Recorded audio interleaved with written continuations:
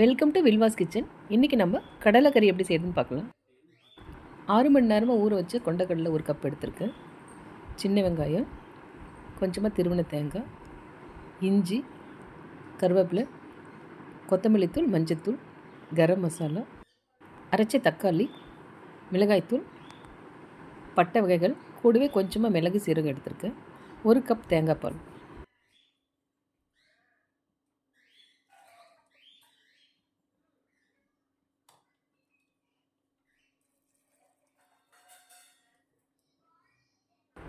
கொண்டக்கடலை கொஞ்சமாக உப்பு போட்டு 3 விசில் விட்டு எடுத்துக்கலாம்.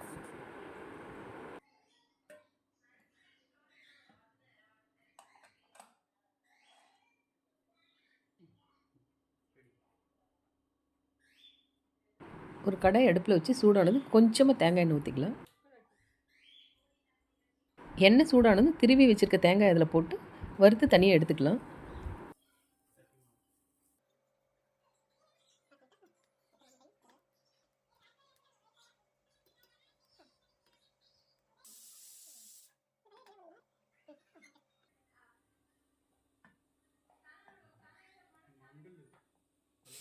தவாலியை எடுத்து வச்சுருக்க பட்டை வகைகள், கொஞ்சமாக மிளகு சீரகம் போட்டு லைட்டாக அப்படியே வறுத்துக்கலாம்.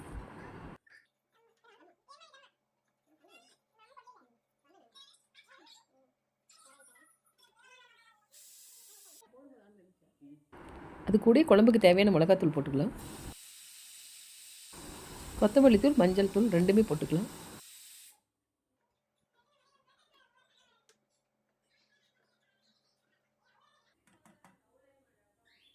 இது அப்படியே லைட்டாக கிளறி விட்டுட்டு வறுத்து வச்சுருக்க தேங்காய் கூடயே சேர்த்துக்கலாம். அதே கடாய் அடுப்பில் வச்சு சூடானது எண்ணெய் சேர்த்துக்கலாம். எண்ணெய் சூடானதும் கருவேப்பிலையும் கட் பண்ணி வச்சுருக்க இஞ்சியும் போட்டுக்கலாம்.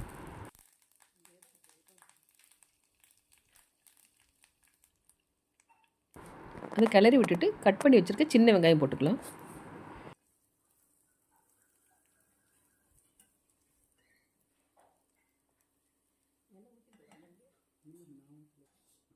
இந்த அளவுக்கு வதங்கினதுக்கு அப்புறம் அரைச்சி வச்சுருக்க தக்காளி போட்டுக்கலாம்.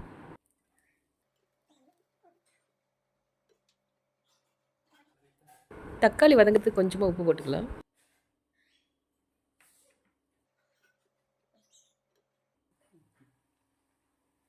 கொஞ்சமாக கரம் மசாலா போட்டுக்கலாம்.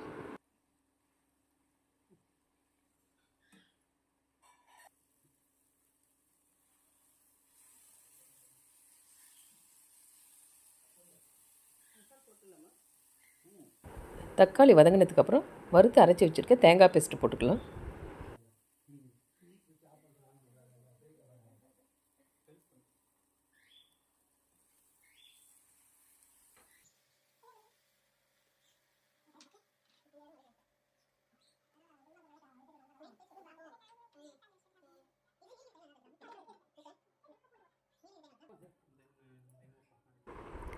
கிரேவிக்கு தேவையான உப்பு போட்டுக்கலாம்.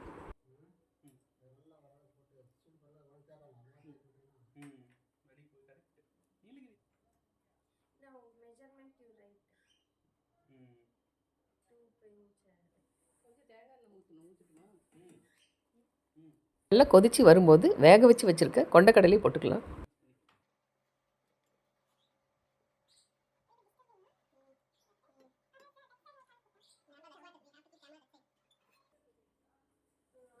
தேவையான அளவு தண்ணி ஊற்றிக்கலாம். நான் கொண்டக்கடலை வேக வச்ச தண்ணி இதில் ஊற்றிக்கிறேன்.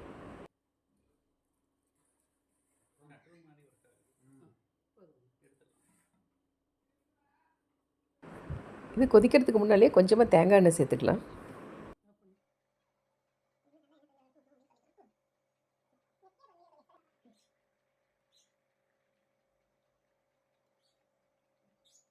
இந்த கிரேவிக்கு பாதி கப்பு தேங்காய் பால் இருந்தால் போதும்.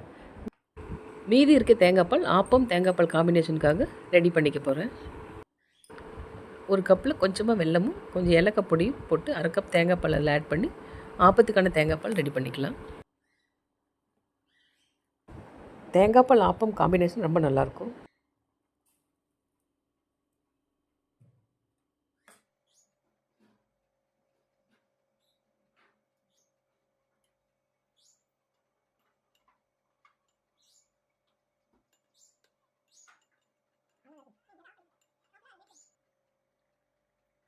இப்போது கிரேவி ரெடி ஆகிடுச்சு. மல்லி இலை தூவி ஸ்டவ் ஆஃப் பண்ணிடலாம். கடலைக்கறி கிரேவி ரெடி ஆகிடுச்சு. இப்போ நம்ம ஆப்பம் ஊற்றிக்கலாம்.